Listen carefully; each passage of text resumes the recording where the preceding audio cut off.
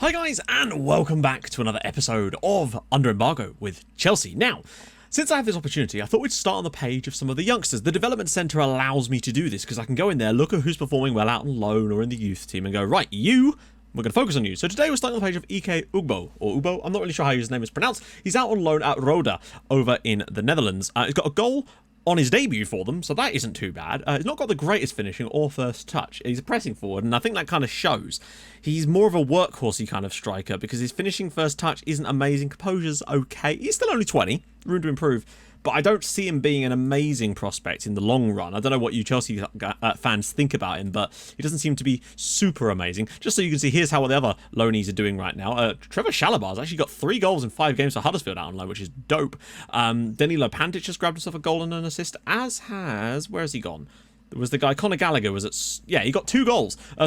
2 assists on his first game for Charlton, but he does seem to have tailed off a little bit since then. Hopefully, though, he can have a lovely old time. I'm enjoying it and actually watching the friendlies. This was in response to something else I'd said in the comments, but I'm glad I'm encouraging more people to watch their friendly matches, particularly in the first season of the save. It's the best way to build tactic. I still don't think we're there yet tactically. Maybe there's a few tweaks that need to be made, as you'll see in a minute, but by gum, these are entirely entertaining matches. The fans are definitely getting their money's worth, it is fair to say, as you'll see very, very soon. I think Reece James has been done down by FM. He's so good. I watched him in Wigan last year.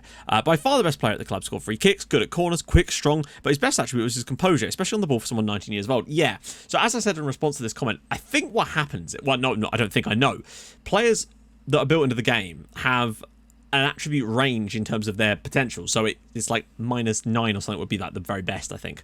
But sometimes you're going to get them not generate, but sometimes the potential at the start of the game isn't going to be as high as someone from another person's game. And I think some of you pointed out that I have some players whose potential maybe are slightly higher than theirs. So that's how it's kind of worked out. Reece James, I seem to have got the wrong end of the stick on that one, unfortunately. But I think it keeps things fresh, you know? Let's take a little look at the games we've played off camera, coming back for a huge game against Liverpool today. Now, obviously, because we're challenging for the top 4, Liverpool are expected to be in the title race. This is going to be a difficult one, so I'm still looking at this as it'd be nice to win. That would be huge. But honestly, if we took a point, that would be a good point for me. I've got to think about this. Unfortunately, again, because beta, a few little things going awry here. Yeah, we lost 4-1 after extra time in the Super Cup final. You can see from the squad I put out, we started a lot of very, very young players in this game. The likes of Joe Hay we started Brocha, Charlie Brown up top. You know, it was one of those types of games. And honestly, I think we held our own in this one. When you actually look at the match stats for this, yes, Liverpool had 49 shots. I will give you that. But 26 of them were from range. They were just battering shots in from range like nobody's business. When you actually look at the chance creation, it was same dead heat for us. Jorginho gave us the lead. Liverpool then equalised, I think, from... what was another reason why I want the new skin, because I can put all that stuff on this page. Yeah, Andy Robertson scored a bullet header, which Caballero flapped at massively. He was appalling in this game. Unfortunately, though, we went into extra time. James Milner scored a long-range volley to put Liverpool in front. Adam Lallana then had a strike go straight through Caballero. Caballero got hands on all 3 of those shots, and they just seem to go straight through him. I'm noticing that a bit more out of goalkeepers this year. They're getting hands to things, but they're sort of just flapping straight through them.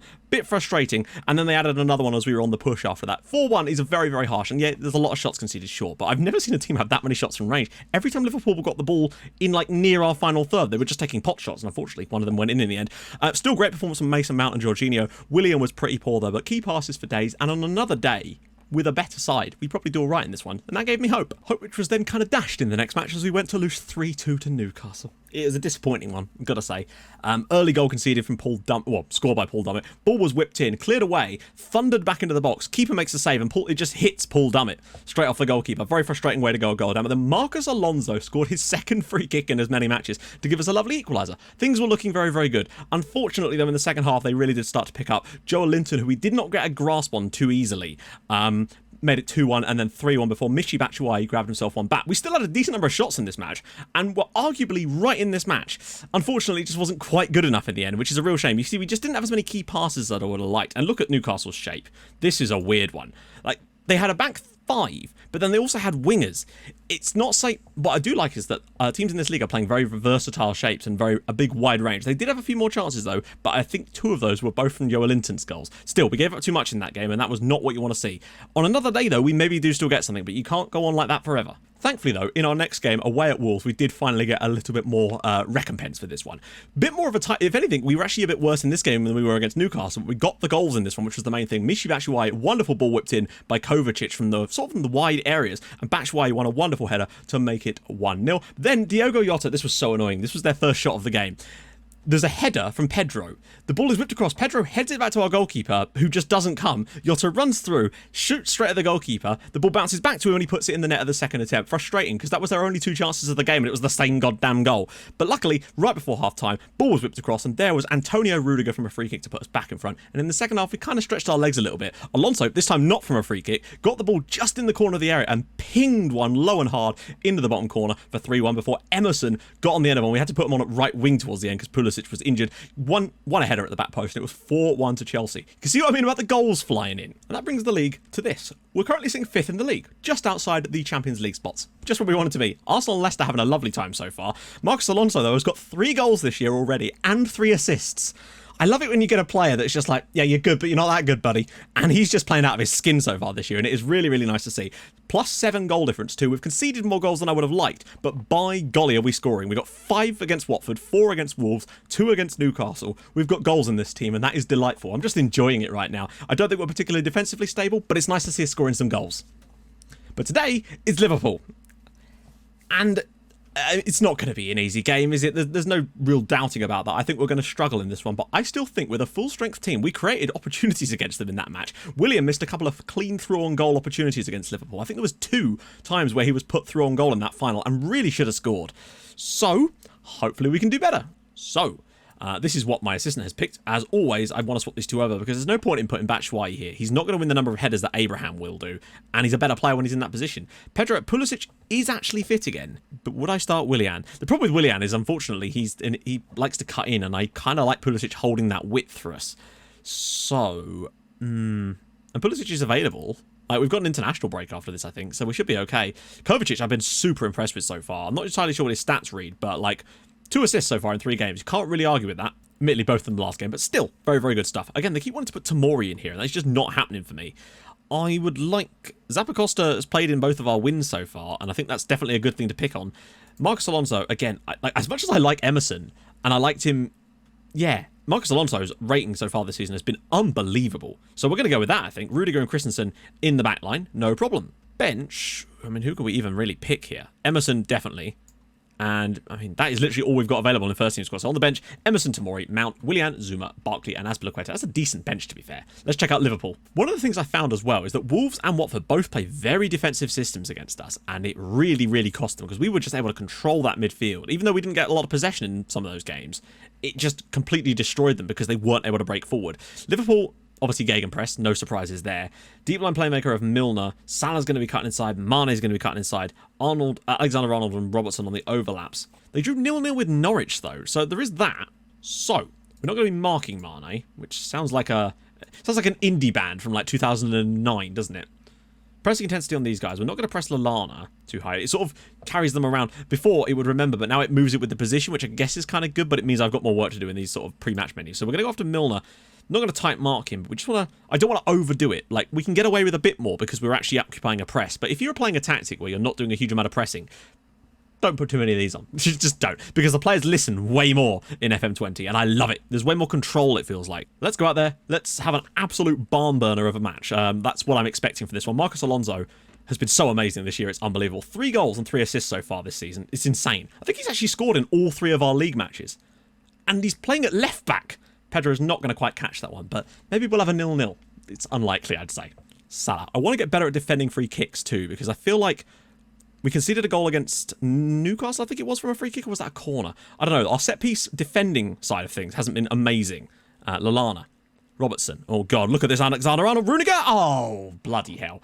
Deflects back out, and Mohamed Salah's there with his first touch probably. Liverpool's first shot, the first shot of any shots. Not great, because Liverpool seem to be doing a similar kind of approach to us, but I thought we'd cleared the danger here. When it comes out to Robertson, Alexander-Arnold, first time strike, Rudiger clears it, but it's an unbelievable reaction from Mo Salah to get that finish there, quite frankly. That's a tough ask from us to defend that. But still, long way to go, but we are a goal down. I don't want to go throwing on attacking or anything just like that yet. If we could have won it there. Liverpool are a bloody good side, but we held our own against them for a long period of time in the cup final, and that was with a weaker team. Alexander-Arnold. And their team was not weak. Henderson, oh my god. Alexander-Arnold is just so far forward. Zappacosta. Robertson! Wow. That's something I'm seeing a little bit too much of as well. The Milner goal was identical to this in the cup final, and I think we've scored one as well like this, where the ball will be whipped in, headed away, and then the player will just first time volley it from the edge of the area, and they are going in a lot. Seeing this a lot more now. It wasn't doing this in the alpha. Feel a bit hard done by here. We've really not defended particularly well, but oh my god. Is just every shot going to go in? Sure. I guess that's just how it is, isn't it? I have no words for that. That's 3 shots on target in the first 10 minutes, and every single shot has gone in. Robertson whips one across, and Firmino's header, it's just bullet. Headers seem to be incredibly pacey as well. I think we're going to have to widen our defence just to get out to those guys a little bit quicker, because Alexander-Arnold and Andy Robertson are controlling the game so far, and that's the thing, they're pushing us back too far. Dribbling seems to be more effective too this season, I find. That players get the ball out wide and they don't immediately lose it, or get it deflected out constantly. Finds Batshuayi. Let's have a bit of a breakaway. Oh, what on earth?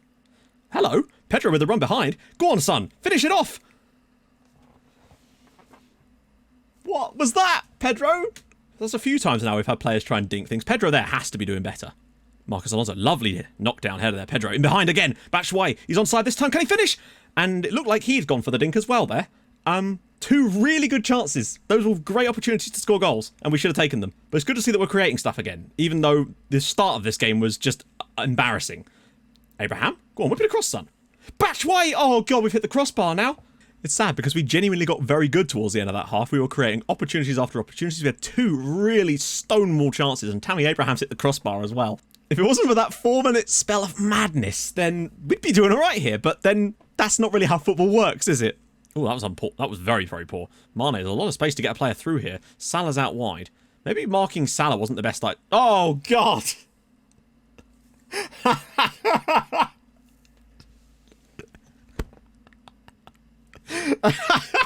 Oh, I'm sorry, that is amazing. He's just scored. He's just gone, have that. Salah does brilliantly here to get past the defender. But I thought, oh, there's not really a lot of danger there, and Zappacosta's just gone, allow me to help. Oh, hello. Loads of space for Pedro. A decent first touch. Nah, not really. Ball across and Abraham! How have we not scored in this game? Come on. Zappacosta. Comes back to him. Ball across and Marcus Alonso is in the crossbar. Surely not. Marcus Alonso again. And it's saved. I don't know. It's like there's a force field around Liverpool's goal. And Abraham, and it's tipped over by Adrian. Oh yeah, did I mention Liverpool have got Lautaro Martinez?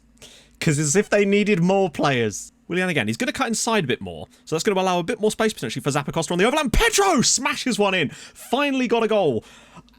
Yeah, it's about time we scored a goal in this match. This seems like a completely even match on paper. It's crazy. Lovely work from Willian to cut inside though. And Zappacosta, what a ball in this is. And what a finish that is from Pedro. 4-1. Not ideal, but we move on. And... Ooh. Batshuayi does actually win it. Can he get the return ball maybe? Pedro finds Batshuayi. That's obviously offside, but he's managed to put it in the back of there anyway, which is nice to see. It shows that he's still, doing it. If he just plays that first time, maybe there's a chance. Whoa, actually, he is very, very marginally offside. I thought he was miles offside. Henderson, go and win it. There we go. Willian again. Look over the top for someone. Abraham. Kovacic. Come on, lads. Goes for Emerson on the left. Can he whip it across for someone? No. Pedro.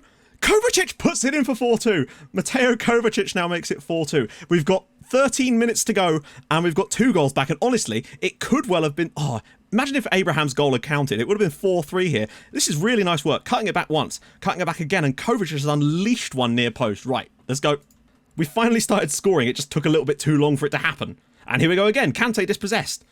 Over the top for Batshuayi. He's through. Can he finish? No, he can't. Oh, well, Chelsea 2, Liverpool 4. And that is just one of the weirdest games. Pedro wins man of the match in this match. I think of the chances. We had so many good chances in that first half. Tammy Abraham, we hit the woodwork like 5 times. We had an own goal. That 4 minutes of madness. What an insane game. We really did improve as well when we stopped man-marking Mo Salah. I think it was pulling our defenders all over the shop. The second half, we did at least win the second half, but it could have... We were... It's fun. It's fun. It's nothing else but fun. Since there's not really any big games in sight for a little while, when you think about obviously Atletico, you know, the league games are fairly... Spurs coming up here. So what I might do is do a double live con for the next episode. So we'll do Atletico. That way we can stop a little bit shorter, but we still get more content. You see what I mean? So Atletico Madrid, and we'll do a double live con with Atletico at home and then Bournemouth with the Everton game off camera in between. So, yes, because obviously we can kind of take things at our own pace during this year or so, because I think we're maybe going to get through 2 seasons with Chelsea. That's sort of the plan anyway. We'll have to see how things pan out. It's a bit of a very strange start to the season. When we win big, and we're still creating an awful lot of chances. Honestly, that game could have gone either way somehow. But there you go. Let's see what happens in the next few matches and see if there's a bit more of a pattern. But it'll definitely give us some fodder to use as an opportunity to perhaps build on from a defensive standpoint. We can look at where we're conceding the goals once we've conceded loads of them. Gonna need a few more just yet. Anyway, if you're enjoying this series, and its ups and downs, plenty of them, definitely, then drop a like. That would be gorgeous. It really helps the channel. It helps me grow the channel. And thank you to all the people that have subscribed over the last couple of days. It's been amazing to see the growth of the channel over that. And thank you for 23,000 subscribers. That's awesome. So I'll see you guys very soon. Thank you so much for watching. Goodbye.